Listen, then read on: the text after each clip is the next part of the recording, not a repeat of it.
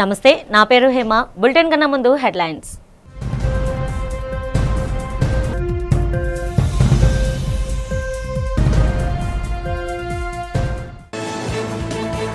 నారీ శక్తి Van Dhan Abhiyan bill మహిళా దేశ చరిత్రలో కీలక ఘట్టమంటున్న రాష్ట్ర మంత్రి సత్యకుమార్ యాదవ్.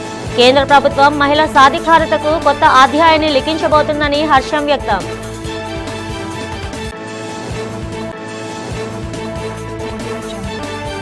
సింహాచలం శ్రీ వరహాలక్ష్మి నరసింహస్వామి దేవస్థానంలో జరగనున్న చందనోత్సవ వేడుకలకు సర్వం సిద్ధం. వేడుకల వివరాలు వెల్లడించిన దేవాదాయ శాఖ మంత్రి ఆనం రామనారాయణ రెడ్డి.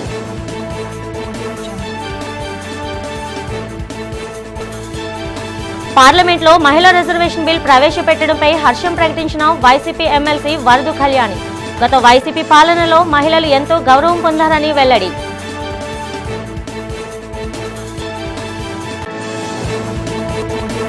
నగరంలో ఈ నెల 14న అత్యంత ఘనంగా జరగనున్న డాక్టర్ బిఆర్ అంబేద్కర్ జయంతి ఉత్సవాలు కార్యక్రమాన్ని విజయవంతం చేయాలని పిలుపునిచ్చిన బొడ్డు కళ్యాణ్ రావు. పార్లమెంట్ సమావేశాల్లో మహిళా రిజర్వేషన్ బిల్కు ఆమోదం తెలిపే దిశగా అడుగులు పడటం దేశ చరిత్రలో ఒక చారిత్రాత్మక ఘట్టమని రాష్ట్ర ఆరోగ్య శాఖ మంత్రి సత్యకుమార్ కొనియాడారు. నగరానికి వచ్చిన సత్యకుమార్ యాదవ్ బీజేపీ కార్యాలయంలో నగర అధ్యక్షుడు Parasurama Raju, MLA Vishnukumar Raju, TDP parliament అధ్యక్షుడు పట్టాభిరామ్తో కలిసి మీడియాతో మాట్లాడారు. నారీ శక్తి వందన్ అభియాన్ బిల్ దేశంలో మహిళా సాధికారతకు కొత్త అధ్యాయాన్ని లిఖించబోతుందని హర్షం వ్యక్తం చేశారు. ఆర్టికల్ 370 రద్దు, ట్రిపుల్ తలాక్ వంటి సాహసోపేతమైన నిర్ణయాలు తీసుకున్న నరేంద్ర మోదీ ప్రభుత్వం మాత్రమే ఇటువంటి చారిత్రక నిర్ణయాన్ని తీసుకోగలిగిందని మంత్రి స్పష్టం చేశారు. ఈ బిల్ ఆమోదం పొందడం ద్వారా వచ్చే సాధారణ ఎన్నికల్లో మహిళలకు చట్టసభల్లో 33% సీట్లు లభిస్తాయన్నారు.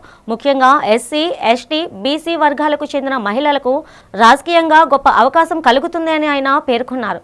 ఇప్పటికే స్థానిక సంస్థలో 50% రిజర్వేషన్ల ద్వారా మహిళలు తమ సామర్థ్యాన్ని నిరూపించుకొని ప్రజాసేవలో అగ్రభాగాన నిలిచారని మంత్రి గుర్తు చేశారు. అనంతరం ఎమ్మెల్యే విష్ణుకుమార్ రాజు మాట్లాడారు. 17-18 తేదీల్లో జరగబోతున్న పార్లమెంటు సమావేశాలు ఒక చారిత్రాత్మకమైనవిగా చరిత్రలో మిగిలిపోతాయి. ఈ మన దేశ ప్రజాస్వామ్యానికి సరికొత్త నిర్వచనం చెప్తూ లింగ సమానత్వానికి దారితీస్తూ అదే సమయంలో గవర్నెన్స్లో కూడా పరిపాలన కూడా మహిళలకు దాదాపు సమాన ప్రాతినిధ్యం ఇవ్వాలనే ఉద్దేశంతో తీసుకువస్తున్న నారీ శక్తి వందన్ అధినియం బిల్లు ఒక కొత్త ఘట్టానికి తెరదీస్తుందని భావిస్తున్నాం. ఈ సందర్భంగా ఇటువంటి చారిత్రాత్మక నిర్ణయం తీసుకొని ఈ బిల్లును ప్రత్యేక సమావేశాల్లో పార్లమెంటుకు తీసుకొచ్చి మహిళల గౌరవాన్ని, చట్టసభల్లో ప్రాతినిధ్యాన్ని పెంచే నిర్ణయం తీసుకుంటున్న ఎన్డీఏ ప్రభుత్వాధినేత దేశ ప్రధాని నరేంద్ర మోడీ గారికి ప్రత్యేకంగా మహిళా లోకం తరపున, ఆంధ్రప్రదేశ్ సోదరిమణుల తరపున ధన్యవాదాలు తెలియజేస్తున్నాం. ఈ నిర్ణయాన్ని స్వాగతిస్తూ ఉన్నాం భారతీయ జనతా పార్టీ తరఫున. వైసీపీకి అధికారం పోయినా అహంకారం తగ్గలేదని, గత పాలనలో అన్ని వర్గాలను భయపెట్టారని హోంమంత్రి అనిత అన్నారు. జగన్ అధికారం లేనప్పుడు అమరావతి రాజధాని అన్నారని, అధికారంలోకి వచ్చాక 3 రాజధానులు అని చెప్పి ఇప్పుడు మావిగన్ అనడం విడ్డూరంగా ఉందన్నారు. విశాఖపట్నంలోని తెలుగుదేశం పార్టీ కార్యాలయంలో ఆంధ్రప్రదేశ్ హోంమంత్రి వంగలపూడి అనిత ఈ సందర్భంగా మీడియా సమావేశం నిర్వహించారు. ఈ సందర్భంగా హోంమంత్రి అనిత మాట్లాడారు. ప్రజలకు సేవ చేయడమే లక్ష్యంగా రాజకీయ పార్టీలు ఏర్పడతాయని, అయితే వైసీపీ విధానాలు పూర్తిగా భిన్నంగా ఉన్నాయని అనిత అన్నారు. 5 ఏళ్ల పాలనలో రాష్ట్రంలో అభివృద్ధి కంటే విధ్వంసమే ఎక్కువ జరిగిందన్నారు. అధికారంలోకి వస్తే వినాశనం చేస్తామని చెప్పడం బాధాకరమని పేర్కొన్నారు. జగన్ అధికారంలోకి రావడానికి అనేక అడ్డదారులు తొక్కారని ఆరోపించారు. కుటుంబ సభ్యులను రాజకీయ ప్రయోజనాల కోసం ఉపయోగించుకున్నారని వ్యాఖ్యానించారు.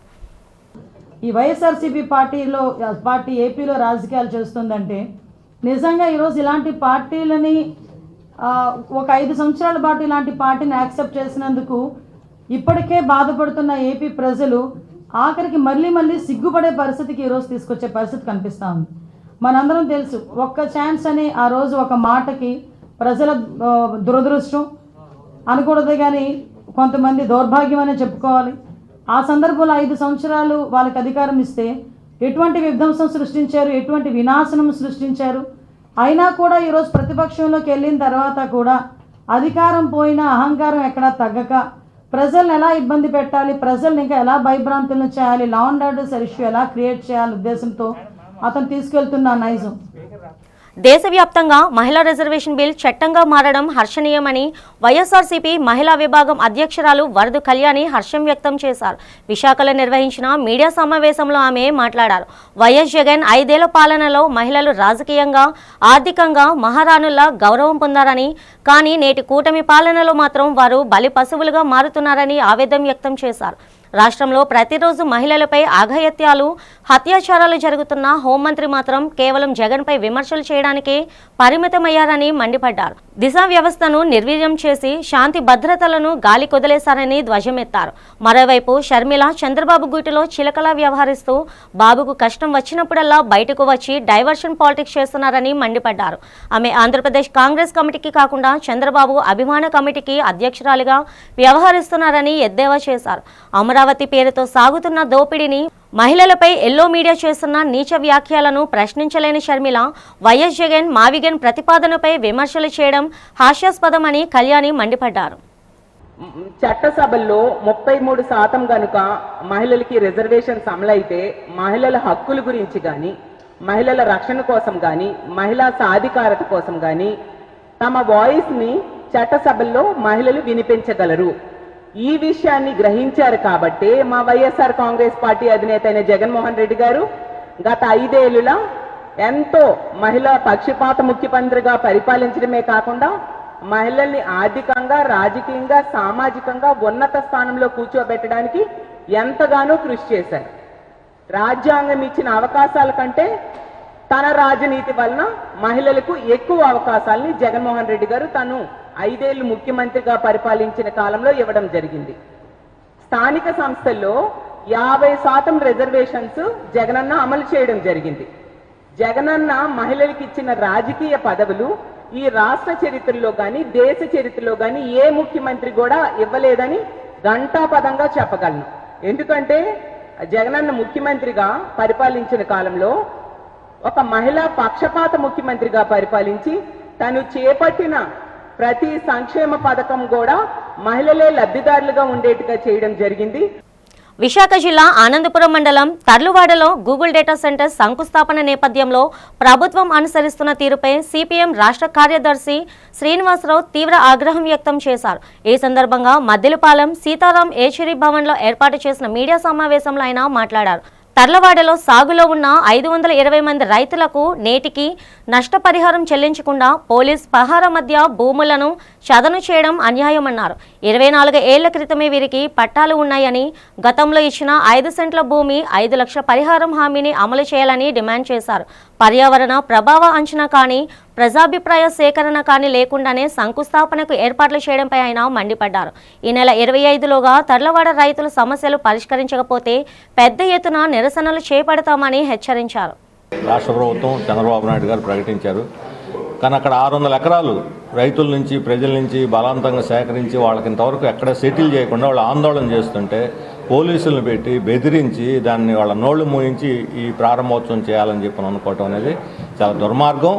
వెంటనే 25వ తేదీలోగా, 28 ప్రారంభం అంటున్నారు కాబట్టి 28వ తేదీలోగా వాళ్ళ సమస్యలు పరిష్కరించాలి. నీతి, నిజాయితీ, చిత్తశుద్ధి ఉండి ఇక్కడ గూగుల్ సెంటర్ రావాలి, అభివృద్ధి జరగాలని చంద్రబాబు నాయుడు కోరుకునే పని అయితే ఇక్కడ ప్రజల్లో ఉన్నటువంటి అనేక అనుమానాలు వాళ్ళు తీర్చాల్సిన అవసరం ఉంది. ఇక్కడ ప్రజలకు జవాబుదారీగా వ్యవహరించాలి. గూగుల్ కంపెనీకి, అదానికి కాదు. గూగుల్ మాస్క్ వేసుకొని అదాని వచ్చాడు, 600 ఎకరాలు అదాని కంపెనీకి కేటాయించారు. ఇంతకుముందు 300 ఎకరాలు అలాగే ఉంచారు, ఆ భూములు వెనక్కి తీసుకోలేదు. ఈ రకంగా భూములన్నీ పంజారం చేసేస్తూ అదాని కంపెనీకి గూగుల్ పేరు చేస్తే ప్రజలు ఒప్పుకుంటారనేటువంటి ఒక దుర్బుద్ధితోటి ఈరోజు రైతుల్ని బలి చేయటం, దళితుల్ని బలి చేయటం ఇది ఎట్టి పరిస్థితుల్లో మాకు ఆమోదయోగ్యం కాదు. ఎవరిని రానియకుండా వాళ్ళని అక్కడ అణిచేస్తున్నారు. 500 మంది రైతులకు ఇంతవరకు పరిహారం అందల, 5 దళితులకు అసలు ఇంతవరకు వాళ్ళు డీబూ ఫార్మ్ వాళ్ళ నిర్వాసితులు అనే విషయమే గుర్తించడానికి సిద్ధంగా లేదు. ఈ రకంగా దళితుల్ని రైతుల్ని అన్యాయం చేసి వాళ్ళని బలి చేసి మీరు గూగుల్ పేరుతోటి అదానికి ఈ భూములు కట్టబెట్టి అభివృద్ధి సాధిస్తారని చెప్పి అడుగుతున్నాం.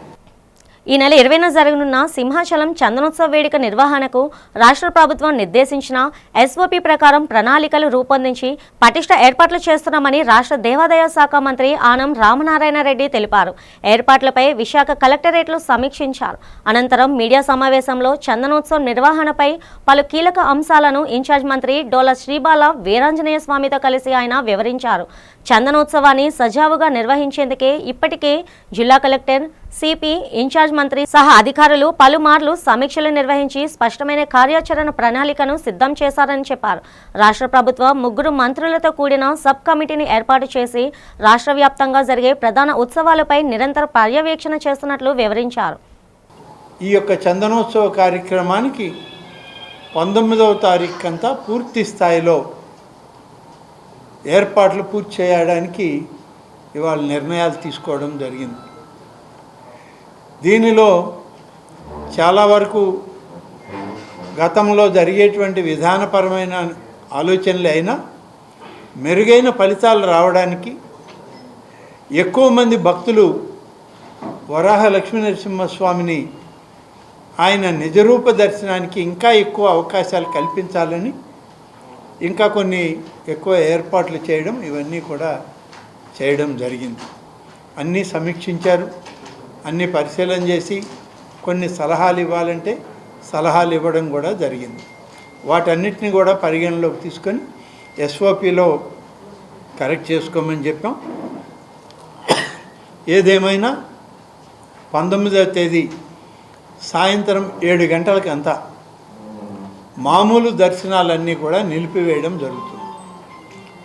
7 గంటల తర్వాత ఎటువంటిది దర్శనాల కార్యక్రమం ఉండదు.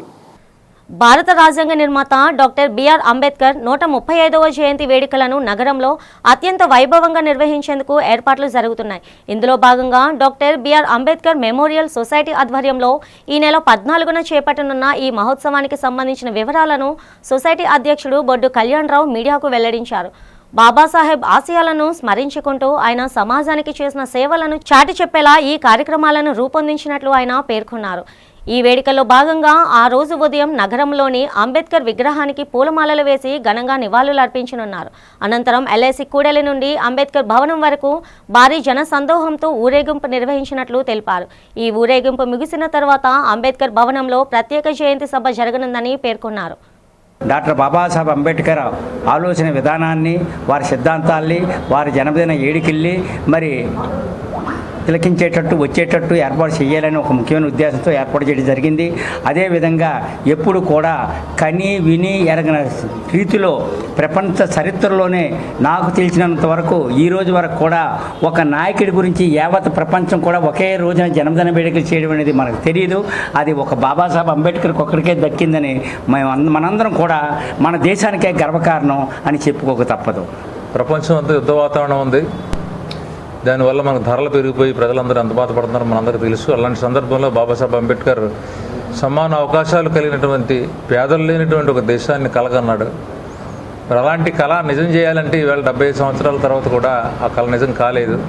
చేయాల్సినటువంటి బాధ్యత కేవలం ఏదో దళితులకు సంబంధించిన అంశం కాదు. బాబాసాహెబ్ అంబేద్కర్ ప్రపంచ నరుడు, విశ్వనరుడుగా పేరు ప్రఖ్యాతి పొందినటువంటి వాడు.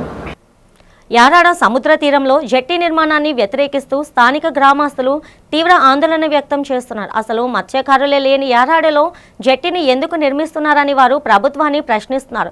ఇక్కడ జెట్టి నిర్మిస్తే సముద్ర తీరం తీవ్ర కోతకు గురవుతుందని, దీనివల్ల భూగర్భ జలాలు కలుషితమై మంచినీరు కాస్త ఉప్పు నీరుగా మారుతుందని గ్రామస్తులు ఆవేదన వ్యక్తం చేస్తున్నారు. ఇప్పటికే ముత్యాలమ్మపాలెం, అప్పుకొండ వంటి మత్స్యకార గ్రామాలు ఈ జెట్టిని నిరాకరించగా ఇప్పుడు యారాడ పేరుద్దడం సరికాదని ఆవేదన వ్యక్తం చేస్తున్నారు. యారాడ తీరం కోతకు గురయ్యే ప్రమాదం ఉందని ఇండియన్ ఇన్స్టిట్యూట్ ఆఫ్ ఓషనోగ్రఫీ వంటి సంస్థలు కూడా హెచ్చరించాయని, ఈ ప్రభావం కేవలం యారాడపైనే కాకుండా గాజువాక పరిసర ప్రాంతాలపై కూడా పడి ఉనికికే ముప్పు వాటిల్లుతుందని గ్రామస్తులు హెచ్చరిస్తున్నారు. తక్షణమే ఈ నిర్ణయాన్ని వెనక్కి తీసుకోవాలని, అవసరమైతే జట్టి కోసం ప్రత్యామ్నాయ ప్రాంతాలను పరిశీలించాలని వారు డిమాండ్ చేస్తున్నారు. ఇక్కడ ముఖ్యంగా ఇక్కడ ఫిషర్మ్యాన్స్కి జెట్టి కడతామని చెప్పేసి ఇప్పుడు ఎమ్మెల్యే పల్లా శ్రీనివాస్ గారు టీడీపీ గవర్నమెంట్ వాళ్ళు ఇప్పుడు ఏదో కడతామని చెప్పేసి చెప్తున్నారు. దాంట్లో గ్రామస్తులకి ఎవరికి కంటి మీద కొనుక్కు లేకుండా నిద్ర లేకుండా చాలా ఆందోళనలో ఉన్నారు. దయవించి ఇక్కడ పచ్చని వాతావరణం మా తల్లిదండ్రులు, మా తాతలు, మా ముత్తాతలు ఇక్కడ ఈ పంట పొలాల మీద ఇక్కడే ఆధారపడి జీవనోపాధి బ్రతుక్కుంటూ ఇక్కడే ఉన్నాం మేము. అలాంటిది ఇప్పుడు వేరే వాళ్ళకి తీసుకొచ్చి ఇక్కడ జెట్టి కడతాము, వాళ్ళకి అది చేస్తాం ఇది చేస్తాం అని అన్నారు. మాకు రిజిస్ట్రేషన్ ఆఫ్ చేసి ఇప్పుడు ఇంచుమించుగా చంద్రపూడి వెంకటరామయ్య టైంలో ఆఫ్ చేస్తారు రిజిస్ట్రేషన్లు. ఏమంటే కోర్టులో కేసు ఉందంటున్నారు. ఎమ్మెల్యే గారు ప్రయత్నం చేస్తున్నారా? ఏదైనా సరే ఇక్కడ జెట్టి కట్టడానికి ఎట్టి పరిస్థితుల్లో వీలు లేదు. మీరు ఏదైనా ఉంటే అక్కడ ఆ ఊర్లోనే అక్కడే వాళ్ళకి జెట్టి ఇవ్వచ్చు కదా. గంగవరం పోర్టులకి ఎవరికో ఇచ్చే స్థలం పక్కన వాళ్ళకి జెట్టి కట్టేసి వాళ్ళకి జీవనోపాధి కలిగించండి. ముచ్చిగారు ఇక్కడ ఎవరు లేరు, అంతా ఇక్కడ వ్యవసాయం చేసుకునే కూలీలు చేసుకుంటున్నారు. ఇప్పుడు గంగవరం పోర్టు వచ్చి రావడం వల్ల వ్యవసాయం కూడా ఇక్కడ అంతా పాడైపోయింది. ఇక్కడ మా గ్రామంలో ఏంటంటే ఇప్పుడు అక్కడ ఈ జెట్టి కట్టడం వల్ల ఏమవుతుందంటే వాటర్ ఫోర్స్ అనేది ఇటువైపు వచ్చేస్తుంది. ఆల్రెడీ ఆల్మోస్ట్ ఈ గంగవరం పోర్ట్ స్థాపించిన తర్వాత ఏమైందంటే వాళ్ళు వాటర్ని బ్లాక్ చేశారు. బ్లాక్ చేయడం వల్ల వాటర్ ఫ్లో అంతా విలేజ్ మీదకి వస్తుంది. మీరు ఇంచుమించు ఇప్పుడు ఈ బిల్డింగ్ బ్యాక్ వెళ్ళిన దగ్గరకు వచ్చింది, అడ్వాన్స్ అయింది కొంచెం. దానివల్ల రేపు పొద్దున ఏం జరుగుతుందా అని చెప్పేసి మా గ్రామస్తులందరూ భయాలతో ఉన్నారు. సింహాచలం వరహాలక్ష్మి నరసింహస్వామి వారి వార్షిక చందనోత్సవ ఏర్పాట్లపై దేవస్థానం ఈవో జె వెంకట్రావు వివరాలు వెల్లడించారు. ఈ నెల 20న జరిగే అప్పన్న నిజరూప దర్శనం కోసం భక్తుల సౌకర్యం క్యూ లైన్ల పనులు 90% పూర్తయ్యాయని ఆయన తెలిపారు. దర్శన టికెట్ల విక్రయానికి సంబంధించి ఈవో మాట్లాడుతూ మొత్తం టికెట్లలో 70% ఆన్లైన్ ద్వారా 30% బ్యాంకుల ద్వారా విక్రయిస్తున్నట్లు చెప్పారు. ఆన్లైన్ బుకింగ్స్ నేటి నుంచే ప్రారంభమయ్యాయని, భక్తులు ఉదయం 8 నుండి సాయంత్రం 4 గంటల వరకు టికెట్లు పొందే అవకాశం ఉందని పేర్కొన్నారు. ఇక మిగిలిన 30% టికెట్లను ఏప్రిల్ 13 నుండి 17వ తేదీ వరకు సింహాచలం, అడవివరం, అప్పన్నపాలెం, బిర్లా జంక్షన్లోని SBI, యూనియన్ బ్యాంక్ బ్రాంచ్లో విక్రయించినట్లు వివరించారు. దర్శన టికెట్లు 300, 1000, 1500 ధరలో అందుబాటులో ఉంటాయని, భక్తులు వీటిని గమనించాలని కోరారు. ముఖ్యంగా టికెట్ల విషయంలో దళారులను నమ్మి మోసపోవద్దని, కేవలం అధికారిక మార్గాల్లోనే కొనుగోలు చేయాలని ఆయన హెచ్చరించారు. ఈ నెల 20వ తారీఖున జరిగేటటువంటి చందనోత్సవం కార్యక్రమానికి సంబంధించి అన్ని ఏర్పాట్లు ఇంచుమించుగా పూర్తి కావచ్చాయి. ముఖ్యంగా క్యూ లైన్లు ఏవైతే ఉన్నాయో ఫ్రీకి సంబంధించి 300, 1000, 1500 వరకు సంబంధించినటువంటి క్యూ లైన్లు ఏవైతే ఉన్నాయో క్యూ లైన్లన్నీ కూడా ఇప్పటికే ఒక 1500 రప్పించి మిగతా క్యూ లైన్లన్నీ కూడా సుమారుగా పూర్తిగా వచ్చాయి.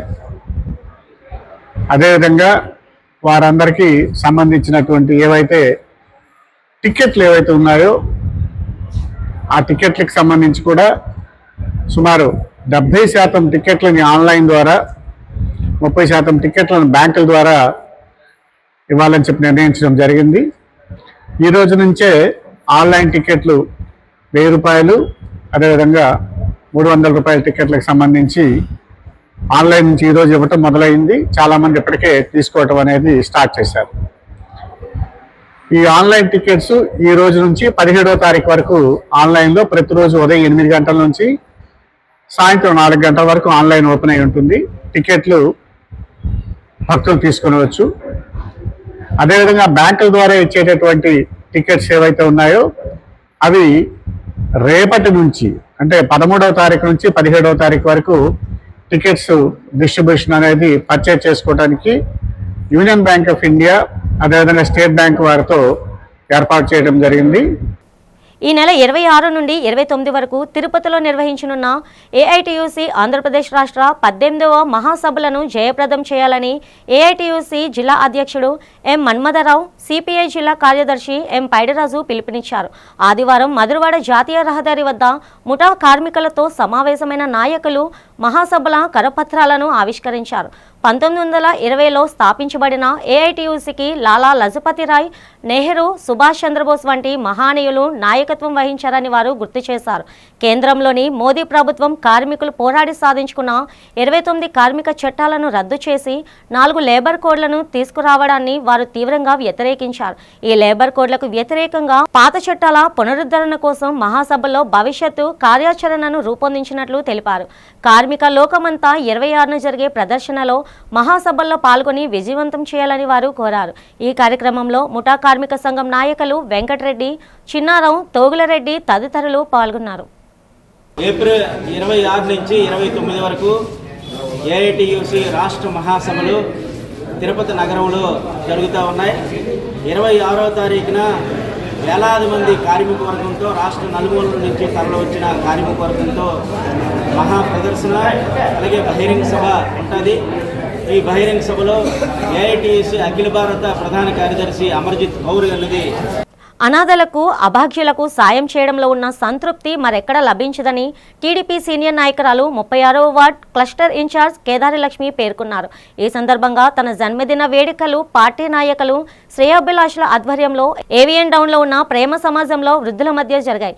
ఈ కార్యక్రమంలో కేదారి లక్ష్మి కేక్ కట్ చేసి అనంతరం వారికి పళ్ళు, మిఠాయిలు పంపిణీ చేశారు. ఈ సందర్భంగా కేదారి లక్ష్మి మాట్లాడారు. తన జన్మదిన వేడుకలు ఇలా జరుపుకోవడం ఎంతో సంతృప్తినిస్తుందన్నారు.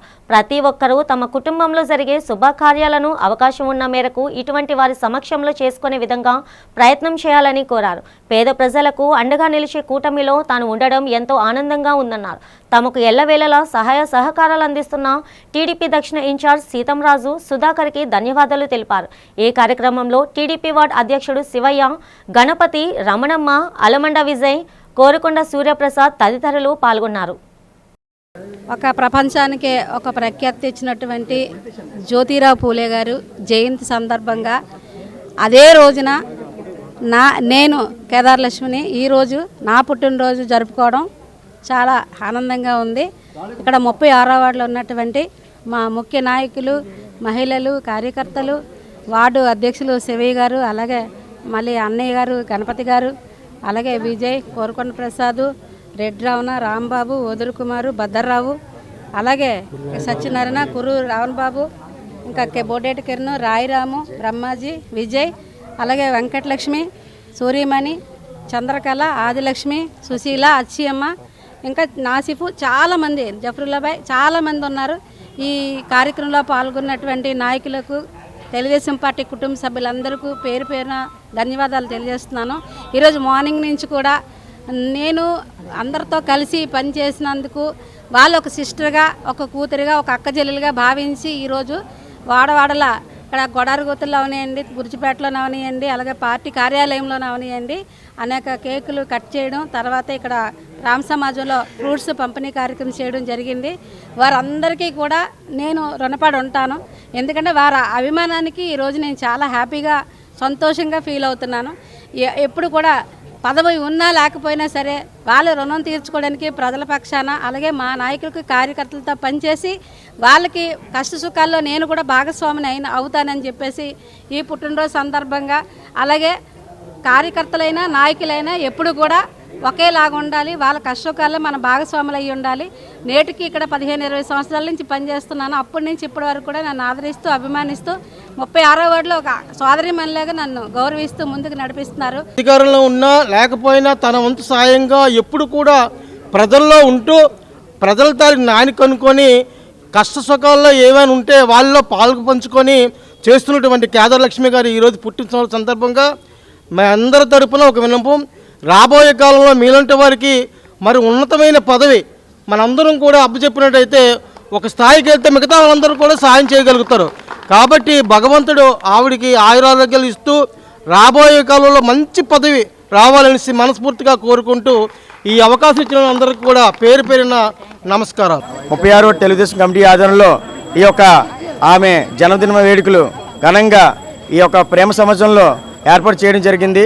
ఈ యొక్క కార్యక్రమంకి మా యొక్క ప్రజలు, చాలామంది మహిళలు, పెద్ద ఎత్తున సంఘ నాయకులు అందరూ కూడా వచ్చి ఇవిడికి జన్మదిన శుభాకాంక్షలు తెలియజేయడం జరిగింది. కావున ఈ సందర్భంగా ఒకటి తెలియజేసుకుంటున్నాం. మా దక్షిణ నియోజకవర్గ తెలుగుదేశం పార్టీ ఇన్ఛార్జ్ ఎన్టీఆర్ వైద్య సేవ చైర్మన్ మా సీతారాం సుధాకర్ గారు ఆవిడకి మా కేదారలక్ష్మి గారికి రేపు ఆవిడ అతని ఆశీస్సుతోటి రేపు రాబోయే రోజుల్లో ఉన్నంత పదవులు ఉండాలని చెప్పేసి ఈ రోజు సందర్భంగా తెలియజేసుకుంటూ మరొకసారి ఆవిడకి పుట్టినరోజు శుభాకాంక్షలు తెలియజేసుకుంటున్నాం. పెదగంటాడ 65వ వార్డ్ రాజీవ్ క్రీడా ప్రాంగణంలో వాకర్స్ నుంచి అక్రమంగా యూజర్ ఛార్జీలు పనులు చేయడాన్ని నిరసిస్తూ ఏఐవైఏఎఫ్ ఆధ్వర్యంలో ఆదివారం నిరసన చేపట్టారు. ఈ సందర్భంగా ఏఐవైఏఎఫ్ జిల్లా కార్యదర్శి కె అచ్యుతరావు మాట్లాడుతూ ప్రజల పన్నులతో నిర్మించిన క్రీడా ప్రాంగణంలో వాకింగ్ చేసేందుకు నెలకు 70 రూపాయలు, ఏడాదికి 720 రూపాయలు రుసుము పన్నులు చేయడం దారుణమన్నారు. ఆన్లైన్లో చెల్లిస్తేనే అనుమతిస్తామని నిబంధనలు పెట్టడం వల్ల సామాన్యులు, వృద్ధులు, క్రీడాకారులు మైదానానికి దూరం అవుతున్నారని ఆవేదన వ్యక్తం చేశారు. గతంలో వైసీపీ ప్రభుత్వం వేసిన చెత్త పన్నును విమర్శించిన కూటమి నాయకులు నేడు వాకర్స్పై పన్ను వేయడంపై ఆయన మండిపడ్డారు. ప్రభుత్వ ఆస్తులను ప్రైవేట్ వ్యక్తులకు కట్టబెట్టేందుకే ఇటువంటి కుట్రలు చేస్తున్నారని ఆరోపించారు. వెంటనే ఈ యూజర్ ఛార్జీలను రద్దు చేయాలని డిమాండ్ చేశారు. స్టేడియంలో ఉన్నటువంటి సమస్య స్థానిక ప్రజాప్రతినిధులకు అందరికీ తెలిసిన విషయమే. తెలిసినా సరే నిమ్మక నీరెత్తకుండా మాకు తెలియనట్టుగా వ్యవహరిస్తున్నారు. అయినప్పటికీ కూడా అఖిల భారత యువజన సమైక్య తరపున రేపు జీవీఎంసీ కమిషనర్ గారికి, స్థానిక ఎమ్మెల్యే గారికి ఈ యొక్క సమస్యను లెటర్ రూపంలో, వినతిపత్రం రూపంలో సమర్పించుకుంటాం. తక్షణమే ఎమ్మెల్యే గారు కూడా ఈ వాకింగ్ చేసే వారిపై యూజర్ ఛార్జీలు తగ్గించేలాగా చొరవ చూపించాలని ఈ సందర్భంగా ఎమ్మెల్యే గారిని విన్నవించుకుంటున్నాం. విశాఖ పశ్చిమ నియోజకవర్గ 58వ వార్డులో తెలుగుదేశం పార్టీ సీనియర్ నాయకులు, విశాఖ జిల్లా కళింగ వైశ్య సంఘ అధ్యక్షులు కోరాడ శ్రీనివాసరావు జన్మదిన వేడుకలు ఘనంగా జరిగాయి. ఈ సందర్భంగా కోరమండల్ గేటు వద్ద గల అన్నా క్యాంటీన్ సముదాయంలో ఆయన ఆధ్వర్యంలో ఏర్పాటు చేసిన చలివేంద్రాన్ని పశ్చిమ నియోజకవర్గ ఎమ్మెల్యే ప్రభుత్వ విప్ ఘనబాబు ప్రారంభించారు. అంతకుముందు ఘనబాబు కేక్ కట్ చేసి శ్రీనివాసరావుకు జన్మదిన శుభాకాంక్షలు తెలియజేశారు. అనంతరం చలివేంద్రం ద్వారా పాదాచారులకు శీతల పానీయాలను పంపిణీ చేశారు. ఈ కార్యక్రమంలో కూటమి నాయకులు, కార్యకర్తలు పెద్ద ఎత్తున పాల్గొని కోరాడ శ్రీనివాసరావుకు ఘనంగా శుభాకాంక్షలు తెలిపారు. ఎండ తీవ్రత దృష్ట్యా ప్రజల దాహార్తిని తీర్చేందుకు శ్రీనివాసరావు చేస్తున్న సేవలను ఈ సందర్భంగా నాయకులు కొనియాడారు. పుట్టినరోజు జరుపుకుంటున్న కోరాడ శ్రీనివాసరావు గారు ఈ 58వ వార్డు తెలుగుదేశం పార్టీ ఇన్ఛార్జిగా ఉన్నటువంటి శ్రీనివాసరావు గారి 55వ పుట్టినరోజు. ఆయన మా రాష్ట్ర సంఘానికి, మా జాతీయ రాష్ట్ర సంఘానికి జనరల్ సెక్రటరీగా ఉన్నారు. ఆయన మా రాష్ట్ర కార్పొరేషన్కి డైరెక్టర్గా ఉన్నారు. ఆయన ఈరోజు ఇంతమంది పెద్దల సమక్షంలో పుట్టినరోజు జరుపుకోవడం అనేది చాలా అదృష్టంగా భావిస్తున్నాం. సందర్భంగా మన పారిశ్రామిక ప్రాంతం 58వ వార్డు కోరమండల గేట్ దగ్గర చలివేంద్రం ప్రారంభోత్సవం చేయడం జరిగింది. మరి ఈ కార్యక్రమానికి ఆంధ్రప్రదేశ్ రాష్ట్ర విప్ ఎమ్మెల్యే ఘనబాబు గారు మరియు మా రాష్ట్ర కళింగ వైశ్య చైర్మన్ బోయిన గోవిందరాజు గారు ముఖ్య అతిథిగా ఇచ్చేసి ఈరోజు కార్యక్రమం ప్రారంభించారు. అందుకు ప్రత్యేకంగా వారికి హృదయపూర్వక ధన్యవాదాలు తెలుపుతున్నాం. మరి ఈరోజు ఈ కార్యక్రమంలో నా సహచర డైరెక్టర్సు మరియు ప్రాంతీయ సంఘ అధ్యక్ష కార్యదర్శులు, మరి 58వ వార్డు ఉండేటువంటి బూత్ కెలెండర్ కానీ, యూనిట్ ఇన్ఛార్జీలు కానీ, మా పారిశ్రామిక ప్రాంత నాయకులు కానీ అందరూ వచ్చి ఈరోజు ఈ కార్యక్రమం ప్రారంభించడం జరిగింది. అందుకు నా జన్మదిన సందర్భంగా విచ్చేసినటువంటి కుల సంఘాలకు కానీ, ప్రాంతీయ సంఘాలకు అందరికీ పేరు పేరున పెద్దలకి నా హృదయపూర్వక ధన్యవాదాలు చెప్తున్నాను. నా వార్డు ప్రజానికి ధన్యవాదాలు చెప్తున్నాం. బులెటిన్ ముగిస్తుండగా హెడ్లైన్స్ మరోసారి.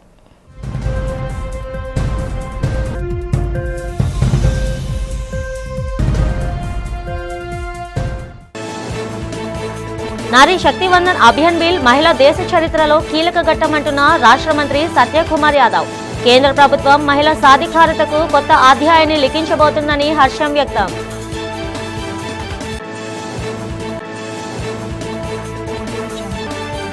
సింహాచలం శ్రీ వరహాలక్ష్మి నరసింహస్వామి దేవస్థానంలో జరగనున్న చందనోత్సవ వేడుకలకు సర్వం సిద్ధం. వేడుకల వివరాలు వెల్లడించిన దేవాదాయ శాఖ మంత్రి ఆనం రామనారాయణ రెడ్డి.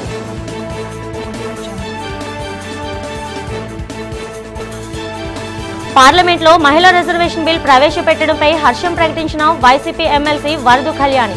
గత వైసీపీ పాలనలో మహిళలు ఎంతో గౌరవం పొందారని వెల్లడి.